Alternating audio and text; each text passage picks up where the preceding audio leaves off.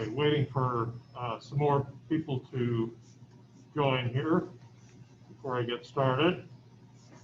Okay, here's another one.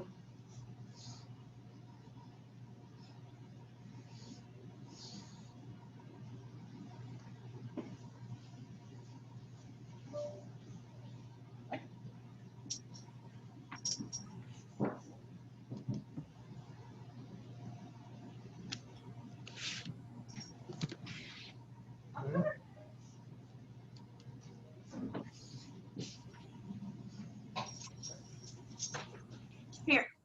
This is just for you. Plug it in and see if You want it over here? Can you all hear me on Zoom? Yeah. Okay.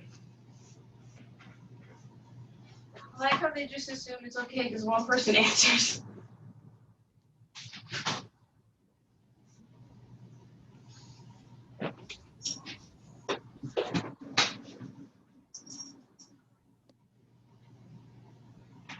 Okay.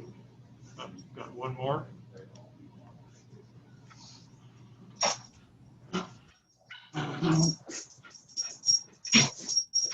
Hey, quit it.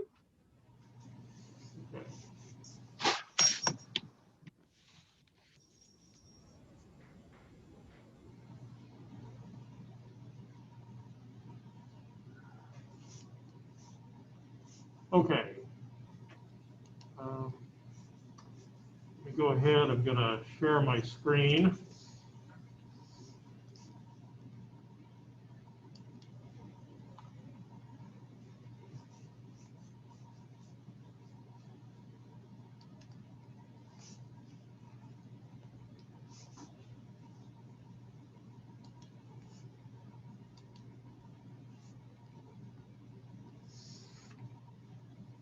Okay, so tomorrow we're going to be finishing up the recrystallization lab. Okay, so you'll need to get a mass of your final crystals and a melting point, and then we're going to do a distillation experiment.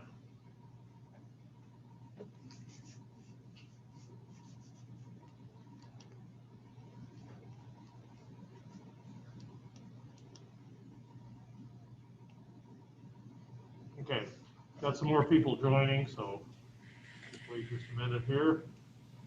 Okay. All right, so for tomorrow's lab, okay, we will be finishing up recrystallization. Okay, you'll need to get a mass on your purified acetanilide, and a melting point, and I'll show you how to take melting points. And then we're going to complete another experiment called distillation, simple and fractional distillation. Okay, I was asking about a rubric.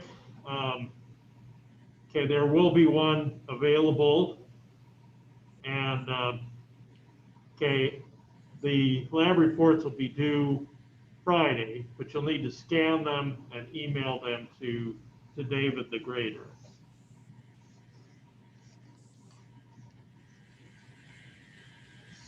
Okay, next week there's no class on Monday since it's a holiday, and then Wednesday and Friday it's going to be Zoom for everybody. Okay, so last time we were looking at nomenclature of alkanes. Okay, we start by first identifying the main chain, the longest continuous carbon chain, and then identify, locate substituents. These are some of the common substituents for alkyl groups. Okay, we're going to introduce many more as time goes on, but make sure that you know these.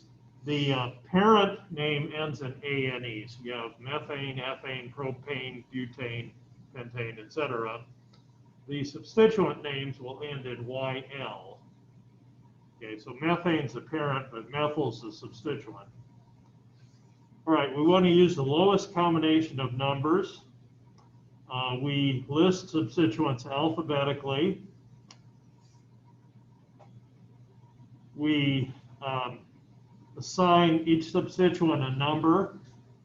Okay, even if it's the same substituent on the same carbon, every substituent gets a number.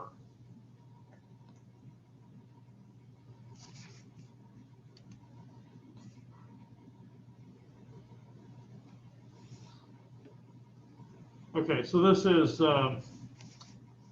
we did this one, but I'll go through it again. The main chain is hexane, okay, 6 carbons. We have a methyl on position 2. We have an ethyl on position 4. And so this is 4 ethyl, 2 methyl hexane. Okay, ethyl comes first alphabetically. Okay, and then we want a number, in this case from left to right, because that gives us the lowest set of numbers.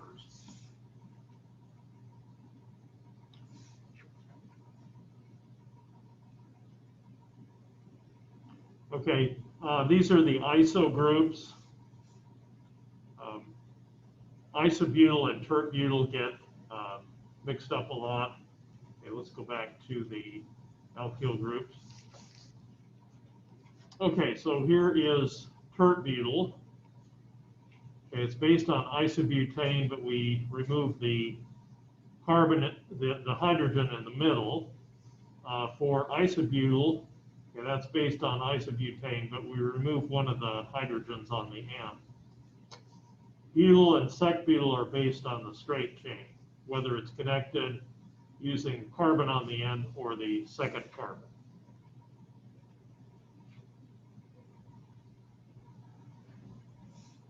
Okay, and here we have isopropyl octane, or 4 isopropyl octane, got to give a position, and 5 tert-butyl decane.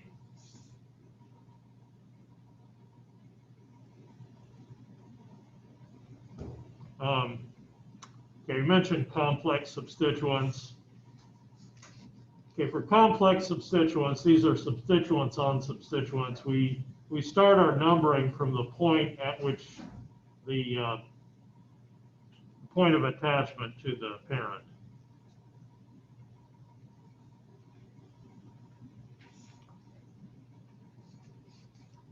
Okay, so for this one, the longest chain would be 8, which is shown in the green outline.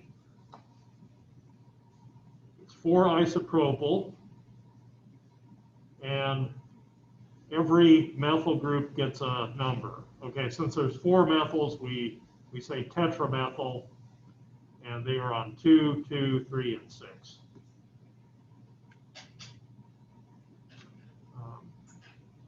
Okay, just a quick review. As the number of carbons goes up, boiling point also goes up. Branching lowers the boiling points, as you can see for the normal alkanes, the straight alkanes versus the isoalkanes. Okay, alkanes with an even number of carbons have higher melting points than those with an odd number, okay, because of the packing in the solid phase. Okay, we're going to do a distillation experiment tomorrow, which separates compounds based on differences in boiling points. Fractional distillation is the way that we separate different products from crude oil. Cracking is breaking down larger molecules into smaller ones because there's more consumer demand for gasoline. Okay, these are the fractions again. You have gas, gasoline, kerosene, diesel, heavy oil, and then the stuff that doesn't distill off is asphalt. Okay, conformations.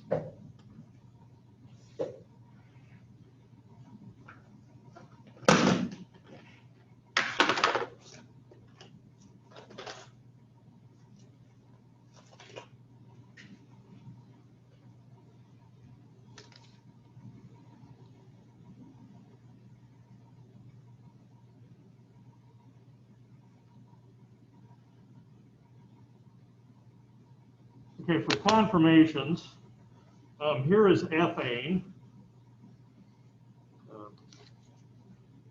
Try to zoom in a little bit here.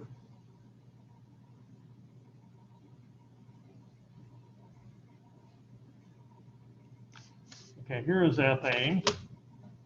And as the model accurately depicts, you have free rotation about this single bond.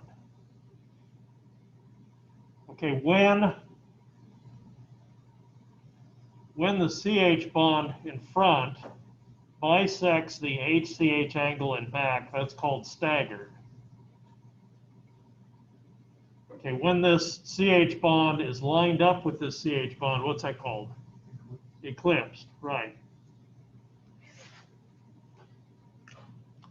And this is a Newman projection.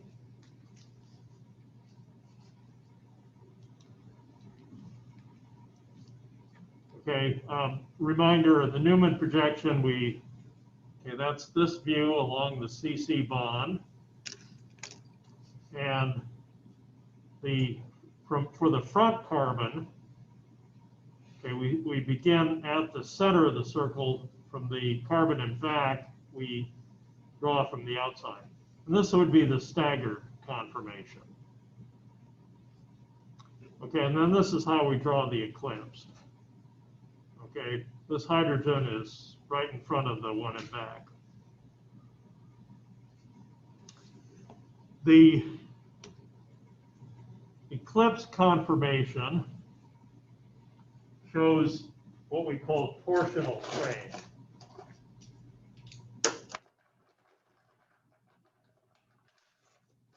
Okay, the hydrogens here are omitted in this model.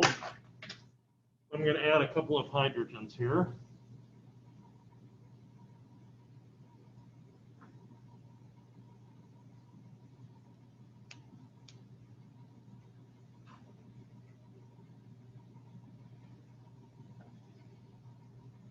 All right, so when these hydrogens are eclipsed, there's repulsion, and there's tension that takes place along this bond. Okay, so that's destabilizing. In the staggered conformation, there is much less electron-electron repulsion. So the difference in energy between the staggered and eclipsed is about 12.6 kJs per mole. Okay, that difference is small enough where at room temperature, these forms will easily interconvert. Okay, you cannot isolate staggered or eclipsed. Okay, and I think we covered this right at the end. Okay, so for propane, we just add a carbon to the end here, like this. And in our Newman projection, we replace one of the hydrogens with a CH3. Okay, so this would be the staggered. And the eclipsed would be where these three bonds are all lined up.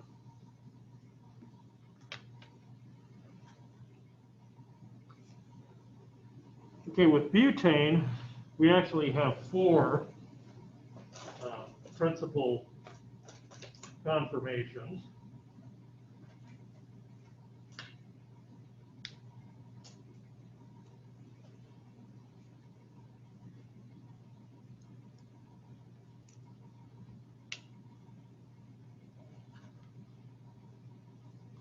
Okay, so this is butane.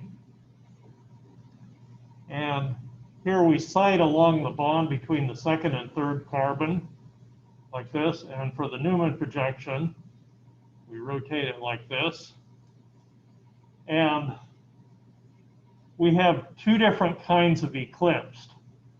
Okay, we have one where the two methyl groups are lined up like that. That's called totally eclipsed. Okay, we also have an eclipsed where these methyls are 120 degrees apart from each other, where the methyl is eclipsing with a hydrogen, and that's just called eclipsed. And then we have one. Okay, this looks like the staggered almost in the ethane and the propane, except there's two different ways we could have a staggered. We could have this one where the methyl groups are 60 degrees apart, and then we could have this one where they're 180 degrees apart. Okay, this is called anti, where the methyl groups are as far apart as they can get. And in this case, okay, you can see that these hydrogens are staggered. And so this is the lowest energy, most stable form of butane. Okay, and then this other staggered form, okay, like this, okay, where the methyls are 60 degrees apart, that's called gauche, G-A-U-C-H-E.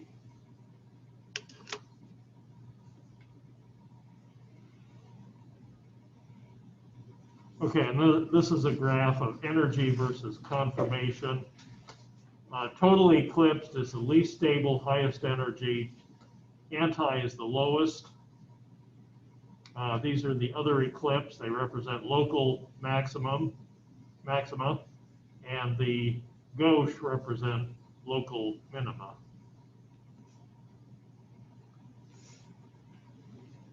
Okay, but again, at room temperature for butane, these different conformations readily interconvert.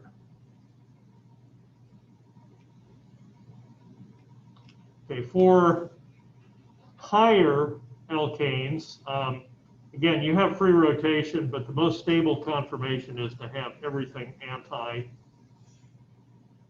as shown here with octane. Okay, next we'll look at cycloalkanes.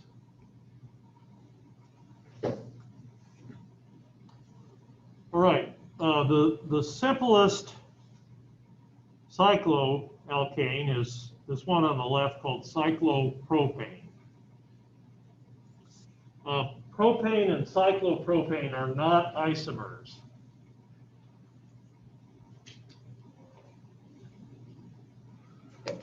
Zoom out again.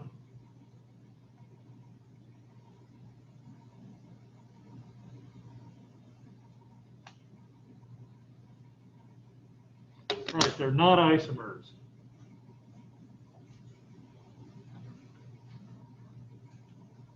Okay, so this is propane. This is cyclopropane. Why are they not isomers?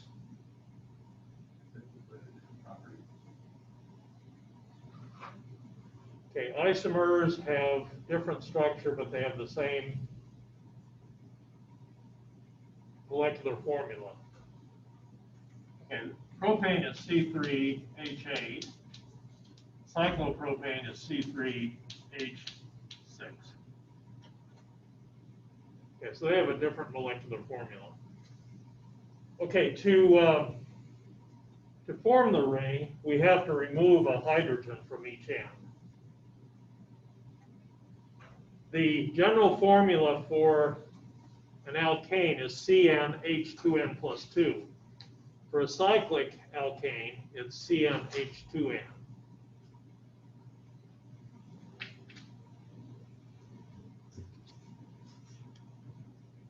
Okay, so later on we'll be talking about, and also in lab, we'll be talking about analysis of compounds. If the analysis of a compound shows the hydrogen to carbon ratio to be less than 2n plus 2 to n, then that implies it either has rings or double bonds in order to have that deficiency in hydrogen. Okay, so that's cyclopropane, and then 4 carbons, cyclobutane. Cyclopentane is 5, cyclohexane, and then cycloheptane, and so on.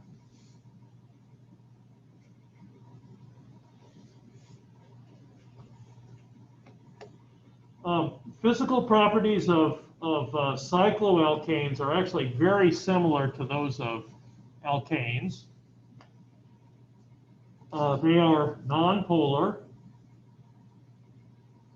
Okay, they are relatively inert. They do react with oxygen, and we'll see later on that they react with some halogens, but that requires either heat or ultraviolet light. But they don't react with a lot of other things. Okay, so they're relatively inert compared to other functional groups. Boiling point and melting point depend on molecular weight. Okay, just like with alkanes. And here are the boiling points. Okay, so cyclopentane is the first one that's a liquid at room temperature. And then because of London dispersion forces, which are not as strong as, say, dipole-dipole or hydrogen bonding, the attraction between these cycloalkane molecules is not as strong, and so on average they're farther apart, so the substance has a lower density. Okay, remember water has a density of 1, so these are all lighter than water.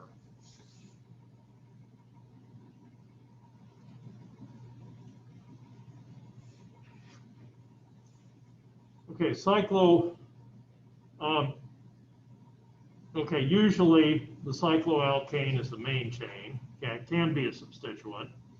And alkyl groups attached to the cycloalkane will be named as the appropriate alkyl groups. Okay, if only one group is present, then you don't need a number. Okay, here, yeah, we have position 1, 2, and 3, but here, all these positions are equivalent, so any place I put a substituent, it's the same thing. Okay, so I don't need a number for just one substituent.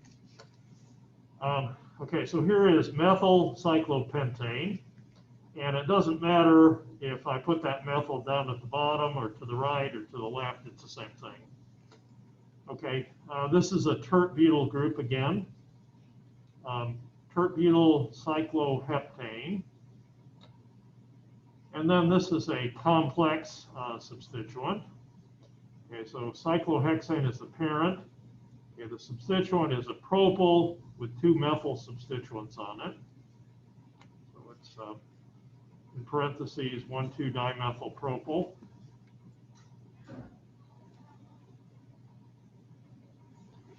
Okay, if there's 2 or more substituents, then we number the main chain to give all substituents the lowest possible number. Okay, and in the first example here, we're also alphabetizing. Okay, so this is 1-ethyl, 2-methyl cyclobutane.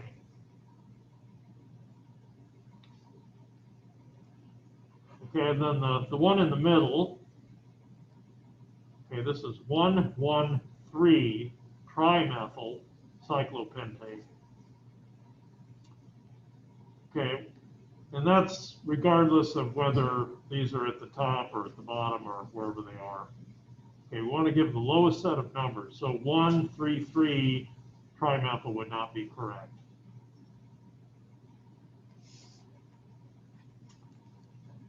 All right, and then the third one here, the parent is cyclohexane, and okay, we want to give it the lowest set of numbers, so that's 1, 1, and 4. Okay, so it's 1,1-diethyl, and then on position 4 we have an isopropyl, 1,1-diethyl 4-isopropyl cyclohexane. Okay, again, every substituent gets a number.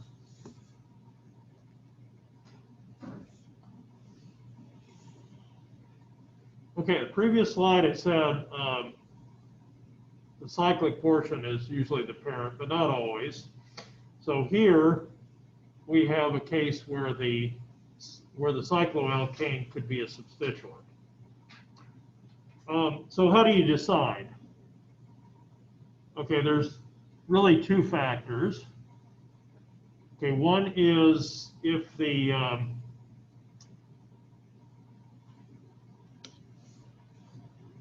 acyclic portion contains fewer carbons than the cyclic part, or when there's a more important functional group in the molecule. Okay, we haven't seen an example of this yet. But in the first example, the acyclic part, okay, the open chain, is larger and more complex than the cyclic part. And so it would make more sense to name this cyclopropane as a substituent. Okay, so the main chain here would be octane. And we have a methyl on 3. And since this is a substituent, this is a cyclopropyl. Okay, cyclopropane is where it's a parent, cyclopropyl is where it's a substituent. Okay, same way here, the open chain is larger and more substituted, more complex. Okay, so this would be 1-cyclobutyl, 3,5-dimethylhexane. So here's our hexane chain. Okay, and then the last one, we have 2 rings. Okay, and so we would call the larger ring the parent. So this is cyclopentyl cyclohexane.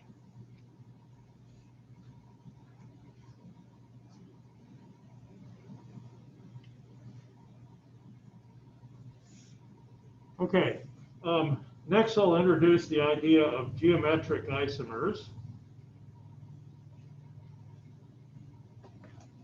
Okay, constitutional isomers are those that differ in the carbon skeleton. Okay, for example, butane and 2-methylpropane. Okay, these are what we call constitutional isomers. Okay, I broke a bond and reformed it in a different place. Okay, for geometric isomers, there's 2 situations where we can have geometric isomers. That's if we have a double bond or if we have a ring.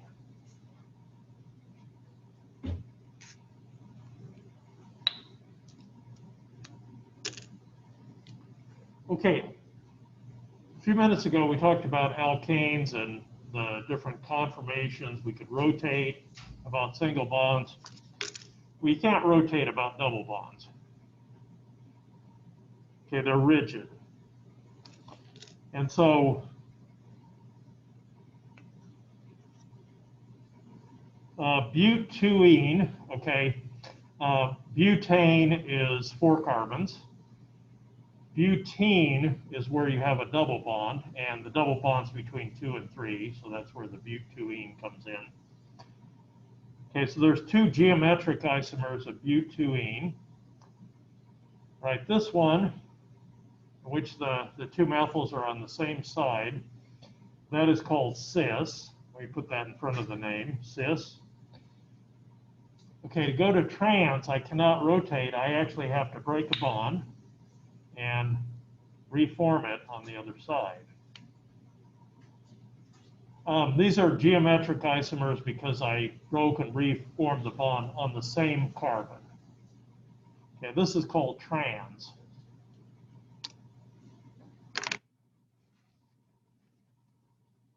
Right, you can also have geometric isomers with rings. Okay, so here we have cyclopentane at the bottom of the slide. It's a 5-membered ring. I need 1 more carbon to make the ring. There we go.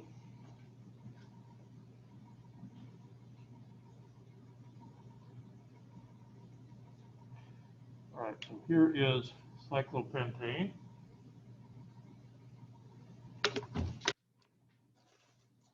And 2 methyls.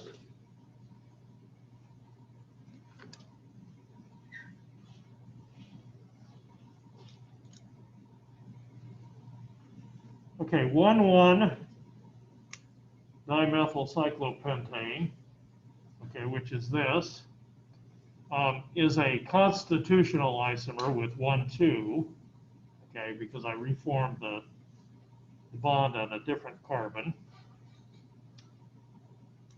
Okay, 1,2-dimethyl-cyclopentane. Okay, we would have the methyls both on the same side for the cis. Okay, very similar to what we have with the double bond. Okay, so that's cis 1,2-dimethylcyclopentane. And to form the trans, again, I've got to break a bond and reform it down below. Okay, so this is the trans where they're on opposite sides.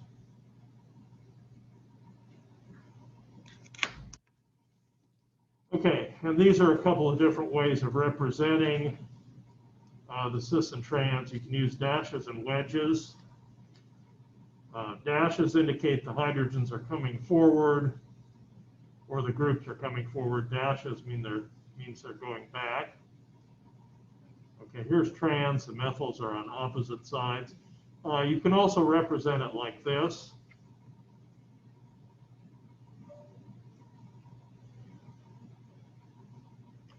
Okay, next we'll talk about stabilities of cycloalkanes.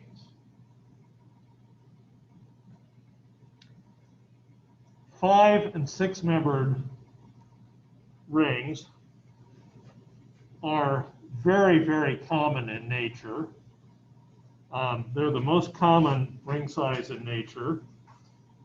And carbons of cycloalkanes are sp3 hybridized, they're tetrahedral, and thus they require an angle of 109.5. Okay, when a cycloalkane carbon has an angle other than 109.5, okay, there won't be optimum overlap, and this could result in what we call angle strain. Angle strain is also referred to as Bayer strain, named after Adolf von Bayer, who first explained this phenomenon. And torsional strain, okay, we saw that with the eclipsed butane. That's when you have eclipsing of bonds. Okay, that's where you have tension that occurs in the bond this way. Okay, so 2 kinds of strain, angle strain and torsional strain. Okay, so they're starting out with cyclobutane. Okay, remember tetrahedral carbons, they want to be 109.5. Cyclobutane is a square. And those of you in the classroom might be able to see that these bonds are bulging a little bit. There's some angle strain going on here. What are the angles in a square? 90, yeah. It's up there on the slide. Okay, so there's some distortion from the ideal of 109.5. So there is some angle strain that takes place. Okay, when all 4 carbons are in the same plane, you also have eclipsing of hydrogens. So there's both angle and torsional strain. Torsional strain occurs when these hydrogens or substituents repel each other.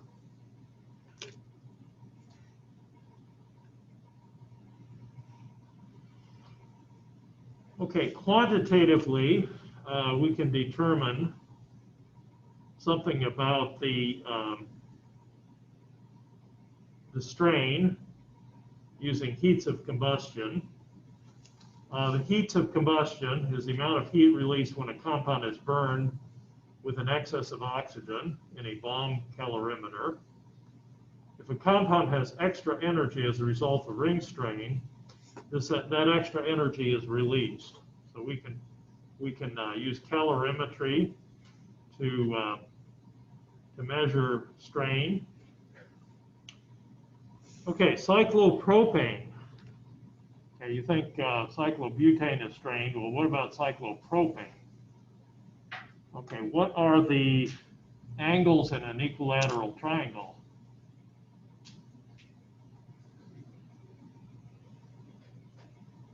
Okay, they're 60. Okay, so that's even more strained.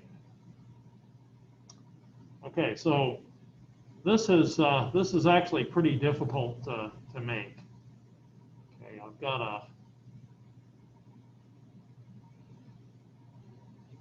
got to really bend it. You can see how the bonds are bulging. Okay, there's a lot of angle strain in cyclopropane. Okay, not only that, but these 3 carbons all have to be in the same plane. Hydrogens have no choice but to be eclipsed, so everything is eclipsed. A lot of angle strain. So as a result, cyclopropane is more reactive than other alkanes, okay, because of bond angle strain and torsional strain.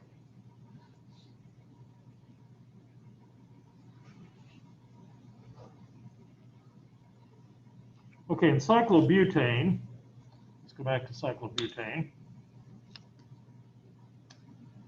Okay, we said that, okay, if all 4 carbons are in the same plane, okay, you have torsional strain from eclipsing.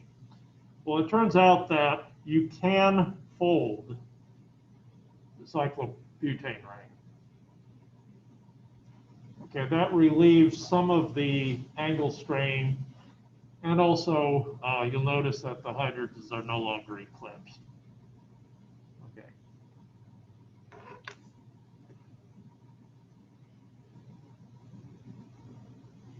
Okay, cyclopentane.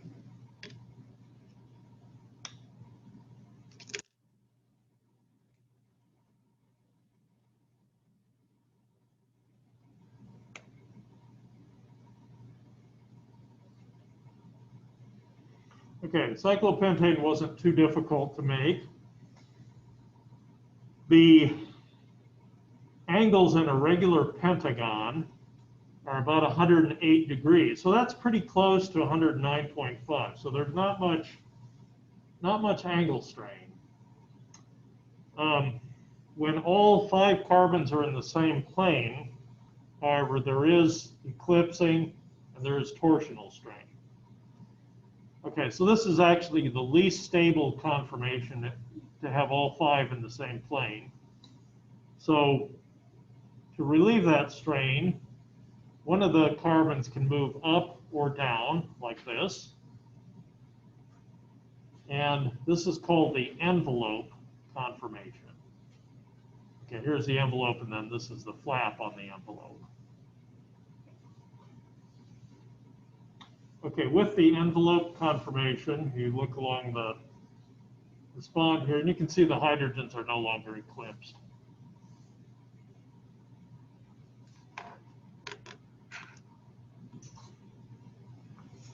Okay, when it talks about methylene, those are the CH2 groups that are in the ring.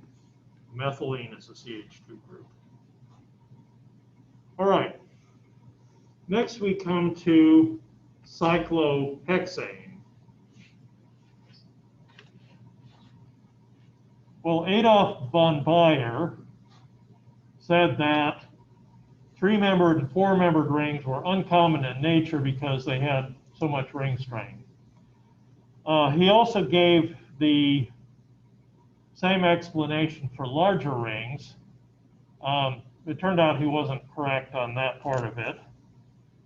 He said that larger rings deviated from the ideal because the bond angles were then too large. And in a regular hexagon,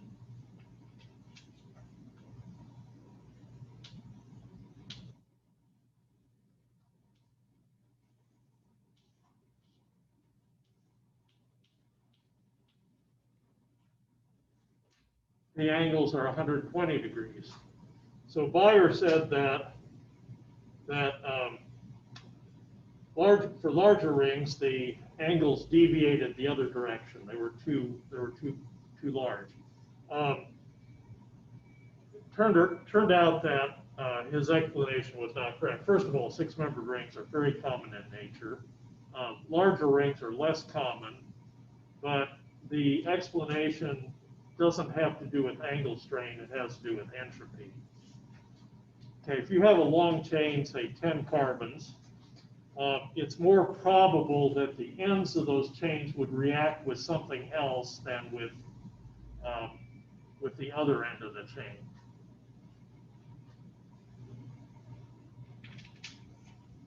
Okay, but there's nothing that says that all six of these have to be in the same plane. All six carbons have to be in the same plane. You have a continuous folding that takes place in cyclohexane rings. The most stable conformation is this one shown that is called the chair. Okay, here's the model of the chair. This is the seat, the back, and the footrest.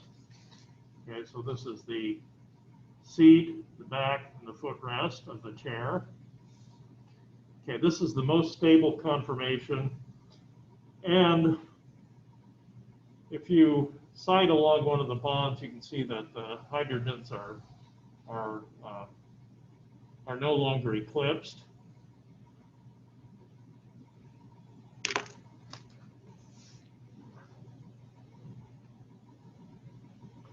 All right, the chair is the most stable conformational isomer of cyclohexane. There's no eclipsing interactions. The bond angles are 109.5, so there's no strain. There's no torsional or angle strain. You also have a less stable conformation called the boat. And in the boat, you have these four carbons in the same plane, and then you have two that are above the plane like this. So you have these four in the same plane, and then we've got two carbons that are above that plane, and then these two vertical hydrogens are called the flagpoles, flagpole hydrogens. All right, if we rotate this boat, we can see that that everything is eclipsed. Okay, you don't have angle strain, but you do have torsional strain with the boat. The least stable conformations are the twist boat and the all planar.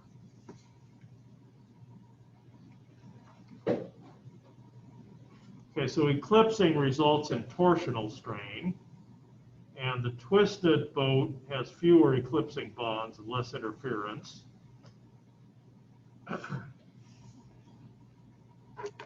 So here's the energy diagram. The chairs represent the lowest energy. Half chair is the least stable, and then the boat is a local maximum here in the middle. But you have continuous equilibration at room temperature between the two different chair forms. Okay, so to go from one chair to the other, okay, this one goes up, this one goes down, this one goes up, this one goes down.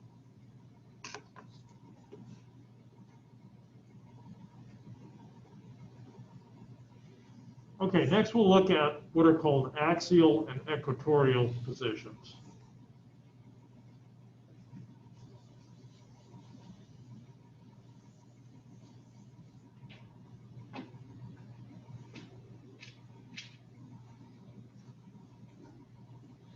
Okay, to draw a cyclohexane chair, you draw two offset parallel lines like this. And we'll have one carbon above and one below, like this.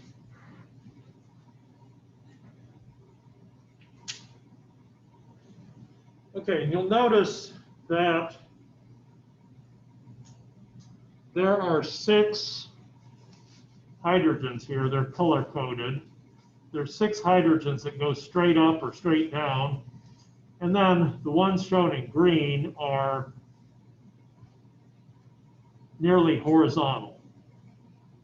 Okay, so just like on a globe, the axis goes up and down, and then around the outside you have the equator that's horizontal. Okay, so to draw the, first we'll draw the axial.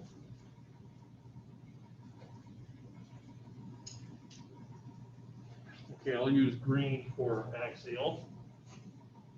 Now let's do it like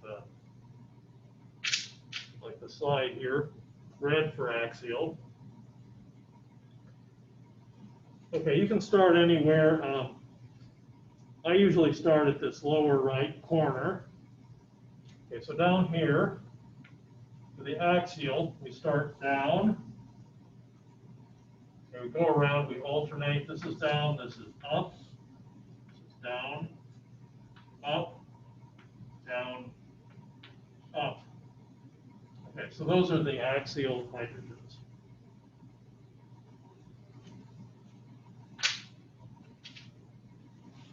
Okay, the equatorial ones are a little bit more challenging, but there is a way to draw those.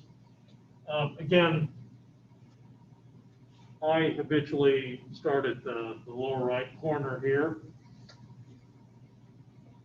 Okay, the 3 equatorial groups on the right will point to the right. The 3 on the left will point to the left. So starting here, okay, I want this to be parallel to the second bond over. Okay, so these 2 lines are parallel. Okay, and then the next one, I want these 2 to be parallel. Okay, so this should be parallel to the second bond over. These 2 are parallel. And then this one will be parallel to the second bond here, this one. And then this one parallel to this one. And this is parallel to this one. Okay, so those are the axial and the equatorial.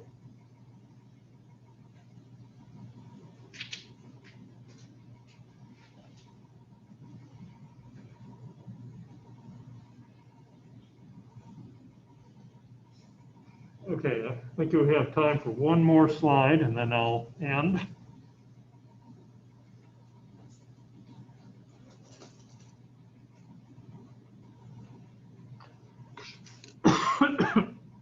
Okay, so this is methyl cyclohexane. Okay, here's a chair form over here. Okay, here's a chair form in which the methyl is axial. Okay, notice what happens when we do the ring flip.